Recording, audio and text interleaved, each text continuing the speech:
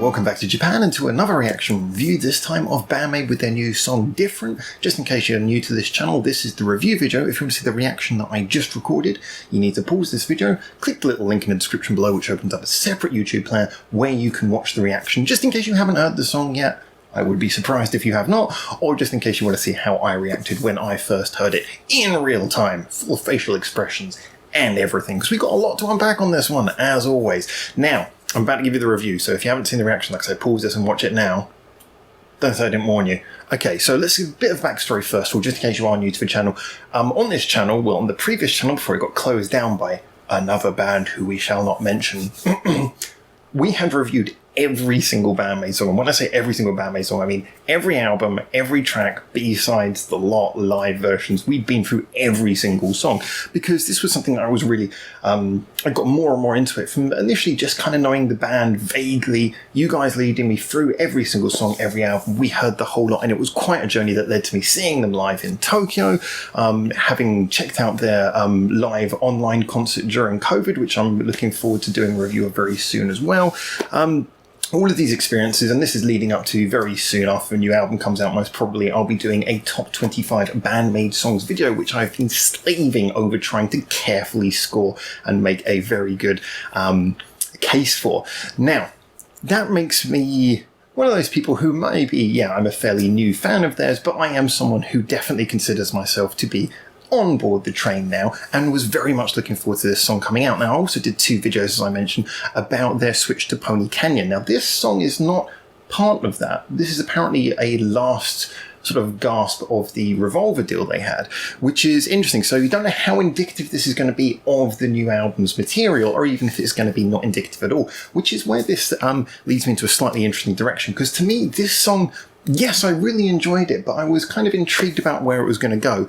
I was expecting this song, despite its name being different, I was thinking, is it really going to be different? I kind of would expect this to be kind of like them doing them best and making room that on the new album, you know, because on the new album they can have variation, they can experiment as I think they really want to, and do some things which are very indicative of themselves. And the track playlist that I saw for the new album, on one of the deluxe versions, there's too many versions of the album if I'm honest, but on one of the deluxe versions they got like 2 different CDs, and one of them is apparently, I can't remember the words they used, but it seems to suggest that one is more them being them and one is more experimental. So clearly variations coming up. But I thought for this single, I didn't think they were going to scare off their fans by doing something really different just before the new album. I thought this is going to be them being them. And to me, I think it really was. Now, again, a band being themselves, that can be one of 2 ways. You could either phone it in, or you can really look for what is the quintessential qualities of your bands and try to build a band sound and try and build upon those. And for me, that's what this did. As I pointed out when I was listening to it, I got shades of, in the riff was very reminiscent of Screaming. Screaming being a non-album track after all, so yeah, they can reuse that a bit if they want. It did feel very close to reusing it, but I'm fine with that. They play it live a lot, I know, but still, I'm kind of happy that, as it was a non-album track technically, they can do that now. So I thought that was, but I love that riff anyway. And so in all its similarities, it still came out as very good. But it wasn't just like, that was just one part of the song. Then I got real vibes of Choose Me in certain parts of the melody, certain parts of the whole chord pattern. I'm trying to remember the song, but there's another song that the chord pattern really sort of reminded me of theirs, just the way it had sort of the punchy bits. I think it might have been Domination actually. But yeah, so there were just bits of various different songs that I could really feel in this one. And that to me felt, it didn't feel like a mishmash. It didn't feel like watching a Ford Sierra drive down the road with like one replacement different coloured door on it, you know, where they've taken it to the scrap heap and replaced parts that have been damaged in the crash. You know, it felt to me like they actually were trying to say, you know, trying to concoct all the best parts of their quintessential sound, you know, the less experimental but more core part of their sound, and put them together. Big question therefore, did it work?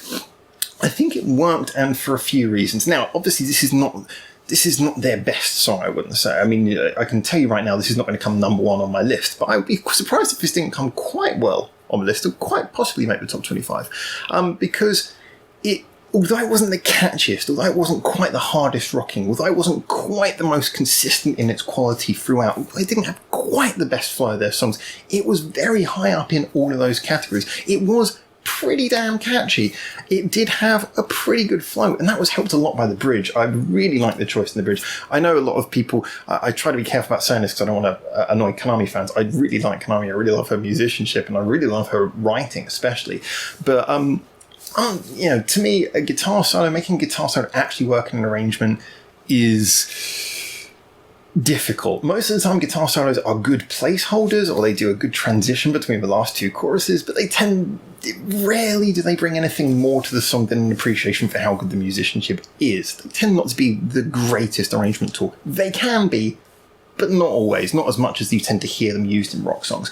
So the fact that this wasn't so much solo-based, it was guitar work in there, but it was about having this melodic arrangement in the bridge that built up to the last chorus. For me, that really worked. It added a lot to the flow of the song. I loved the way that they had those melody changes and also the backing changes. Just the bridge felt like a very dynamic part. Like, you know, okay, you've had the verse, you've had the chorus, verse, chorus, you've had the riff. So now what we're going to do is we're going to take you on this journey that leads you to the crescendo. That's exactly what I want to hear in a bridge, and I really enjoyed this bridge. I thought it was brilliant. Again, nothing against Konami solos, and I'm happy to hear plenty of Konami solos on the new album, but you want this as contrast, and for a band who have a hell of a lot of songs with solos, yeah, I felt this was a bit of a breath of fresh air to hear such a nice, well-constructed bridge going to the song. And again, showing there was a lot of chances for Psyche to show off her skills here. It wasn't exactly like it was blasting the full range of her vocals, but there were bits where she had to pull back, bits where she had to go forwards. There was a lot of variation in the vocal style she had to deliver. So, for me, it also was a really good song for her. I think everyone came out of this quite well. It wasn't anyone's... Like I say, everything about this song, it wasn't anyone's greatest achievement. It wasn't their greatest song. It didn't have their greatest chorus, their greatest verse, their greatest riff, their greatest solo. But as a general, everything was at a very high level, even by their standards. The video even was just kind of reminiscent of what you'd expect from BAND-MAID. Here's them performing with lots of flashy lights and a bit of lens flare going on in the background. It just kind of worked, you know? That's kind of, I think, the best thing you can say about it. It just kind of worked. I think if you're a BAND-MAID fan, worst, I can imagine you maybe being upset that maybe they didn't do something a little bit different, or maybe if you feel like they've maybe reused some of their previous parts before. But as I say, I think that considering this is their last, seemingly their last deal with Revolver before becoming more tied in with Pony Canyon, and it does seem that the Pony Canyon...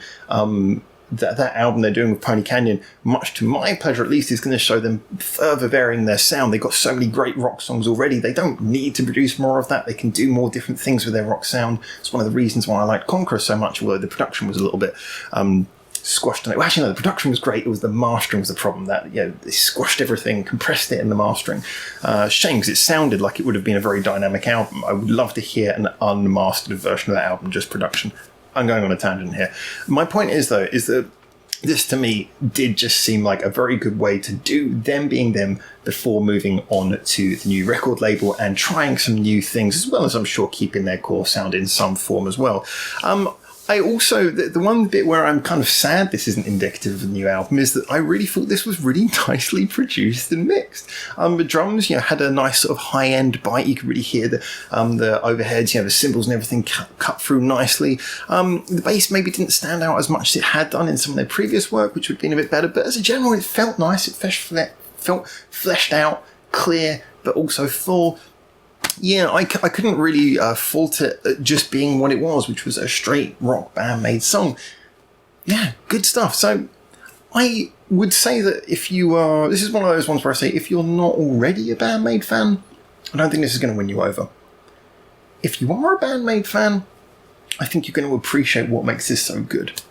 And I think if you're aware of the fact they got a new album coming out, which seems to show all the signs of having a bit of experimentation on it, you're going to enjoy this as a little reminder that they are still them, in the sense that they can still do what they did before. They haven't lost anything in moving forwards.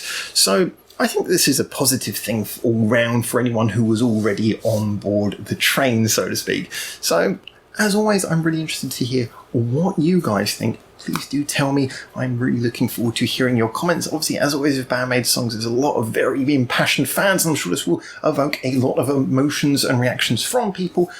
Interested to see what you think, both of the song and also in the context of being a BAND-MAID song, the context of where it stands before this new album, just what you gather from it. Do you feel it's kind of just like a little irrelevant blip before we get the main event, or do you feel this is something quite important? Do you feel it indicates something? And what are your just thoughts about the song anyway? Do you just enjoy it? Because let's face it, it's just sound waves after all. Like all music. And like all music, I might have worked with music my entire adult life, and that's the reason why I do this. But music's only as good as it is to the listener. Just like any art form, it's only as good as it is to you. So, please tell me your opinions, but justify them so we can understand them as well, so we can get some good conversation. If you want more conversation about Japanese music, remember our other social medias linked in the description below. Our Discord is very active, and our Reddit is a great place to start growing some subjects for discussion as well as all the other ones as well. Feel free to comment. Like I say, liking and subscribing all the YouTube stuff is greatly appreciated, as always. Helps our algorithms. We're a non-monetized channel, so it's a big help for us there. Talking of non-monetized, a big thank you to our Patreon supporters. You do keep the channel going, and you're going to help us a lot with some of the great upcoming stuff we got towards the end of the year and the beginning of the new year. So just a big thank you to everyone, and most of all, whoever you are, thank you for getting through to the end of this Waffle Fest video. So until I see you hopefully very soon in Japan for the next one of these, for now, ciao ciao.